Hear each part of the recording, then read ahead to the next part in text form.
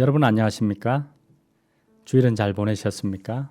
벌써 또 한 주가 시작되었습니다. 오늘 월요일 이 아침 사순절 29일째 날 하나님의 말씀을 함께 묵상하도록 하겠습니다. 기도하겠습니다.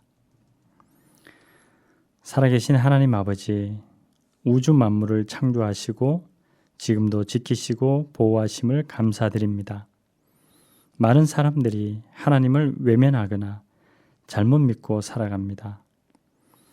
오늘도 세상의 헛된 것들로부터 흔들리지 않도록 우리의 믿음을 지켜 주십시오. 예수님의 뒤를 따라 늘 진리의 바른 길을 걸어가게 인도하여 주십시오. 길이요 진리이신 예수님의 이름으로 기도합니다. 아멘. 네, 오늘 우리가 함께 묵상할 말씀은 사도행전 17장 16절에서 31절까지 말씀을 함께 묵상하겠습니다. 사도행전 17장 16절에서 31절까지입니다. 바울이 아덴에서 그들을 기다리다가 그 성에 우상이 가득한 것을 보고 마음에 격분하여 회당에서는 유대인과 경건한 사람들과 또 장터에서는 날마다 만나는 사람들과 변론하니 어떤 에피쿠로스와 스토아 철학자들도 바울과 쟁론할세 어떤 사람은 이르되 이 말쟁이가 무슨 말을 하고자 하느냐 하고 어떤 사람은 이르되 이방 신들을 전하는 사람인가 보다 하니 이는 바울이 예수와 부활을 전하기 때문이러라. 그를 붙들어 아레오바고로 가며 말하기를 내가 말하는 이 새로운 가르침이 무엇인지 우리가 알 수 있겠느냐? 내가 어떤 이상한 것을 우리 귀에 들려주니 그 무슨 뜻인지 알고자 하노라 하니 모든 아덴 사람과 거기서 나그네 된 외국인들이 가장 새로운 것을 말하고 듣는 것 이외에는 달리 시간을 쓰지 않음이더라. 바울이 아레오바고 가운데 서서 말하되 아덴 사람들아 너희를 보니 범사에 종교심이 많도다. 내가 두루다니며 너희가 위하는 것들을 보다가 알지 못하는 신에게라고 새긴 단도 보았으니 그런즉 너희가 알지 못하고 위하는 그것을 내가 너희에게 알게 하리라. 우주와 그 가운데 있는 만물을 지으신 하나님께서는 천지의 주제시니 손으로 지은 전에 계시지 아니하시고 또 무엇이 부족한 것처럼 사람의 손으로 섬김을 받으시는 것이 아니니 이는 만민에게 생명과 호흡과 만물을 친히 주시는 이심이라. 인류의 모든 족속을 한 혈통으로 만드사 온 땅에 살게 하시고 그들의 연대를 정하시며 거주의 경계를 한정하셨으니 이는 사람으로 혹 하나님을 더듬어 찾아 발견하게 하려 하심이로되 그는 우리 각 사람에게서 멀리 계시지 아니하도다. 우리가 그를 힘입어 살며 기동하며 존재하느니라. 너희 시인 중 어떤 사람들의 말과 같이 우리가 그의 소생이라 하니 이와 같이 하나님의 소생이 되었은즉 하나님을 금이나 은이나 돌에다 사람의 기술과 고안으로 새긴 것들과 같이 여길 것이 아니니라. 알지 못하던 시대에는 하나님이 간과하셨거니와 이제는 어디든지 사람에게 다 명하사 회개하라 하여 하셨으니 이는 정하신 사람으로 하여금 천하를 공의로 심판할 날을 작정하시고 이에 그를 죽은 자 가운데서 다시 살리신 것으로 모든 사람에게 믿을 만한 증거를 주셨음이니라 하니라. 아멘.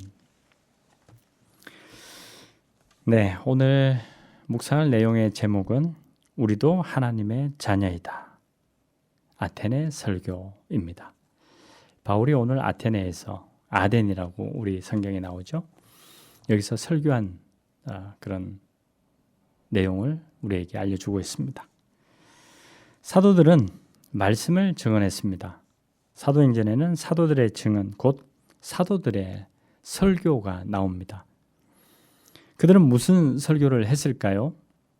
사도행전 2장 14절부터 베드로의 첫 설교가 시작됩니다. 3장에서는 베드로의 솔로몬 행각에서의 설교가 이어집니다. 그리고 7장으로 가면 스데반의 설교가 소개됩니다. 그런데 베드로의 설교와 스데반의 설교에는 공통점이 있습니다. 무엇일까요, 여러분? 바로 유대 사람들에게 한 설교라는 것이죠. 그러니까 자기 자신들의 동족에게 말씀을 증언한 것이죠. 모두 율법과 예언서를 가지고 예수 그리스도를 증언하는 그런 설교였습니다. 설교를 듣는 대상이 유대 사람이니까 당연히 유대 사람이 잘 아는 율법과 예언으로 설교한 것입니다. 그에 반해서 오늘 바울의 아테네 설교는 그들의 설교와 결이 다르다는 것을 알 수 있습니다. 바울은 율법과 예언이 아니라 아테네 사람들의 신과 제단과 예배 이야기를 꺼냅니다. 아테네의 유명한 시인의 식구도 읊어주지요. 유대인의 성서는 그림자도 내비치지 않으면서 하나님의 말씀을 증언합니다. 그렇지만 바울의 설교는 고객의 입맛에 아부하는 그런 달콤한 설교가 아닙니다. 바울은 아테네 종교의 빈틈을 매섭게 파고들고 있습니다.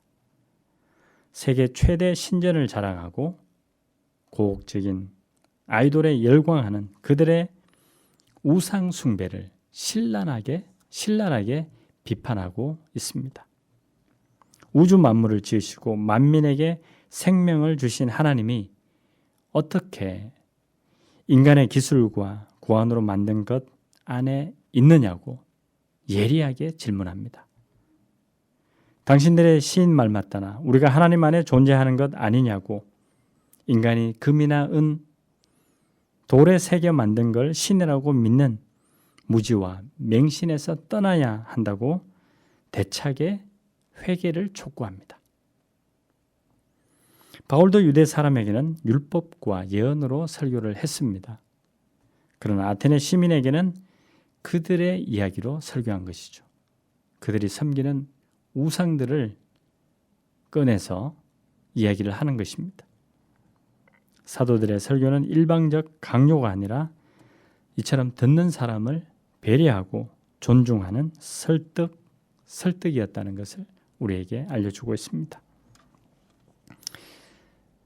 요즘도 가끔씩 이렇게 지나가다가 보면 예수 천당, 불신 지옥 이렇게 아주 선정적인 문구로 또 방송으로 복음을 전하는 분들이 간혹 계십니다. 무슨 사연 깊은 고행 같기도 하지만 참 마음이 안쓰러울 때가 있습니다. 우리가 전도하는 대상자들을 과연 우리가 배려하고 그들을 존중하면서 복음을 전하는가? 우리 자신을 한번 오늘 이 바울의 아데네에서의 이 설교를 통해서 우리 자신을 돌아볼 수 있기를 바랍니다. 오늘도 만나는 모든 사람들에게 우리가 때를 얻든지 못 얻든지 기회를 찾아서 우리가 복음을 전해야 되겠죠. 그러나 그들을 존중하고 배려하는 마음으로 그들에게 다가가서 복음을 전해야 한다는 것 우리가 꼭 명심해야 할 일일 것입니다. 여러분을 통해서 오늘도 예수 그리스도의 복음이 아름답게 그렇게 전해지는 귀한 하루가 되기를 소원합니다. 기도하겠습니다. 우주 만물을 지으시고 사람에게 생명을 주신 주님을 찬미합니다. 하나님의 자녀인 우리가 허망한 탐욕의 우상을 따르지 않게 하여 주십시오. 날마다 주 안에서 기뻐하고 감사하게 하여 주십시오. 예수님의 이름으로 기도합니다. 아멘.